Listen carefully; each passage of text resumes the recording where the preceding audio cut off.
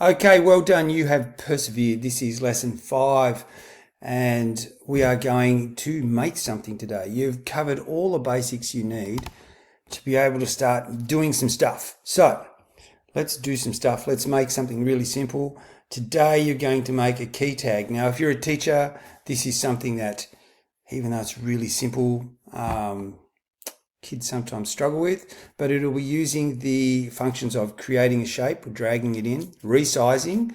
You'll be aligning tools. You'll be using the whole function. You'll be grouping. You'll be using the text tool, and you'll be engraving text. There's a difference. So please make sure you explain that. But if you're just 3D printing and you're along for the journey, you are going to make a little key tag today that you can whack on your bag or give to someone else or whatever.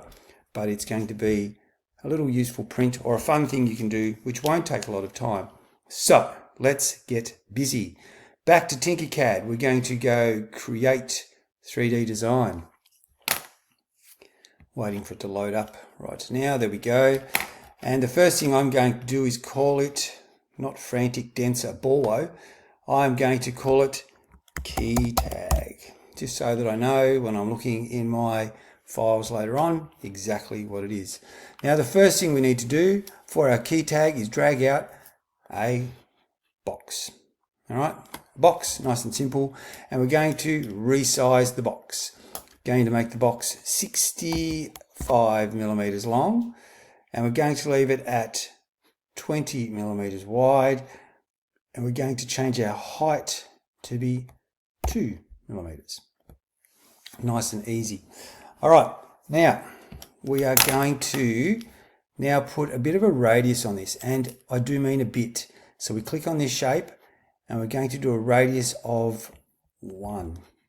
All right, the reason for that is if you put a big radius on it, you can see by the bottom here, you can see the blue sort of patch. The bigger the radius, the more you start turning this into sort of a canoe, and you end up with these little patches here, and I'll show you. So if you've got students doing this and they hit a radius of say 5, it looks really cool, but what it does, you can now see that the blue area is starting to get less. The dark shadowed area is not touching the work plane anymore, which means when it comes to printing, you're printing in the air here. Gives you a couple of problems. One, your print won't stick to the bed and the print will fail, which is fine if you're printing on your own, but if you're printing a class set of these and you've got 25 of them on the bed and one fails, it takes all the others with it quite frequently. So let's keep our radius to 1, and we'll make our steps maximum so it is nice and smooth, like so, and it just puts a nice little curve on the corner. You could go as far as 2, but I wouldn't go any more than that. All right, there is the start of our key tag. Move this to the top. The next thing we want to do, because it's a key tag, you've got to have something in the corner, a little hole. All right, so we will go drag out the cylinder, and we will drag that onto the top surface of the key tag. We're not going to go to the side, we're going to go to the top surface. Now I've found that the size of this is pretty simple, just needs to be 3 by 3 to keep it round, and the height really doesn't matter at this point. So 3 by 3 and the height is fine. Now you can see for what I've done, it's sitting right on the edge, and if I group that right now, it would cut a hole. You can see it's going to cut that edge out. It's going to look horrible. So I'm just going to, with this shape selected, drag it in about there. So it's in from the edge, but it's not sort of too close to the edge, and it's not in the way here. All right, next step, nicely done. We want this, if I group this now, it is literally just sitting on the top. So I'm going to go click, and I'm going to push it all the way through, dragging it down, and you can see it's now sticking at the bottom. Zoom out a bit, you can see it's sticking at the bottom, which means when I group it, I'm going to have a hole.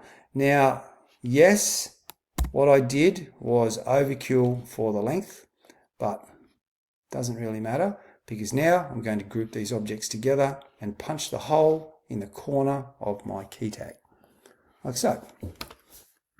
Here it goes. And now I've got a very simple little hole in the corner. We're almost there. There's only one more thing to do, and that is put the text on it. So down in our basic shapes, we've got this little one here, text. There are more text functions that you can find in the shape generators. So you'll find that I've favorited them. So there's some more text here, which has a few different text types.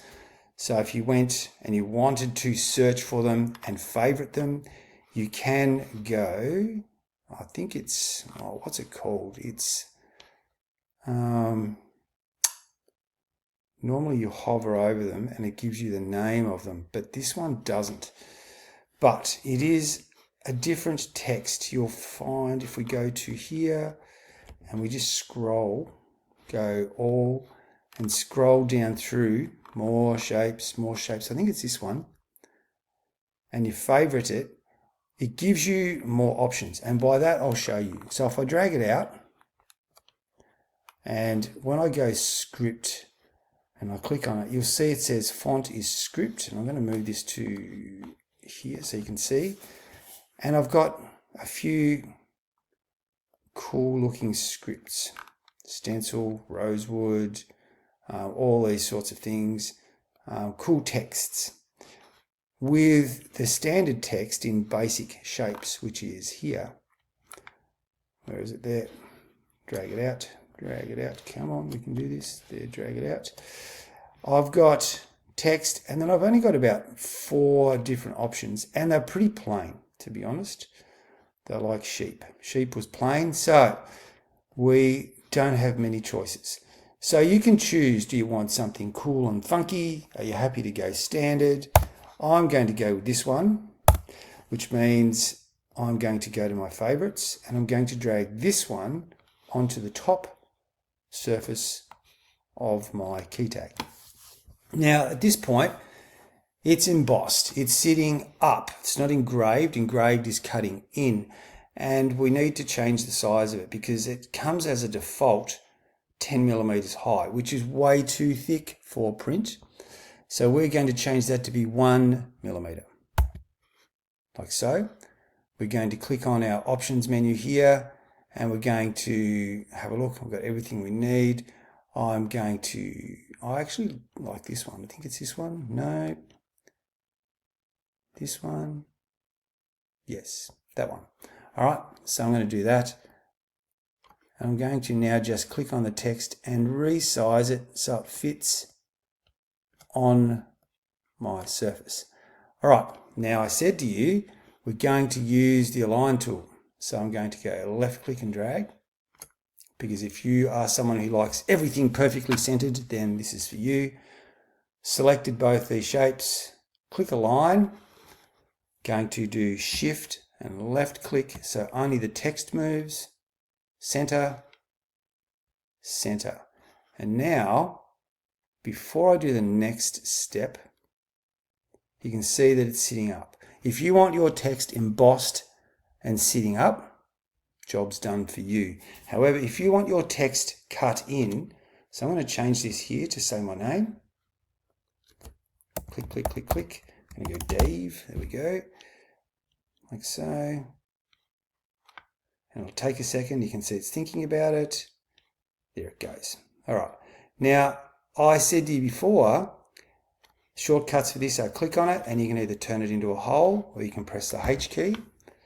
But if I group them now, it is literally going to just disappear because it's sitting up on top.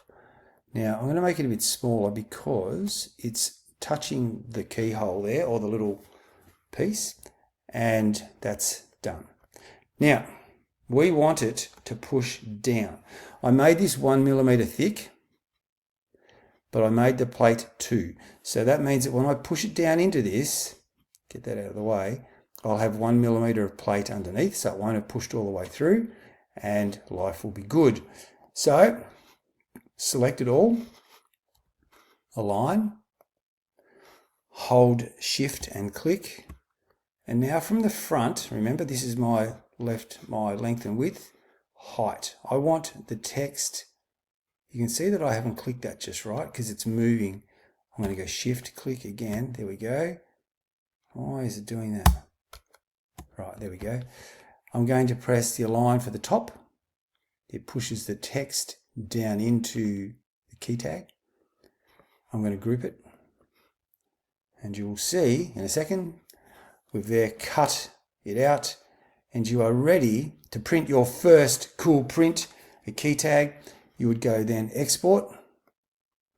You would choose STL and then you would open it in your slicer however you wish, whichever slicer you use, and you are ready to print a key tag. It'll probably take about 20 minutes on most printers, and you are set. You can change that name if you're going, oh, I'd like to make more of these. Simply ungroup it. Change your text by clicking on the text. Change your name, regroup it, print it, and give it to someone else. So that is your first task, a key tag. Pretty exciting. Not a great big thing, but kids love it. This was the first thing I did with my grade 5-6 students, and they were just blown away, and it took them a lot longer than I thought. That said, that's our first one. The next one we'll make is a pencil topper for people who have hexagon pencils. A little name tag that goes on the top is something that's very cool, but that will be lesson 6, but not today. All right, hopefully you enjoyed that. Please subscribe. Lesson 6 is done, and lesson 5 is done actually. I'm way ahead of myself. Hope you're enjoying these, and I hope they're simple enough and you're going, I can actually use these with my kids, because that's why I'm doing it, because I'm using it with my students. My students are loving it. 3D printing is going gangbusters at our school, and it's simple things like key tags and pencil toppers and spirographs. We'll make all of them. I'll show you how in the next few lessons. All right, enjoy, get printing.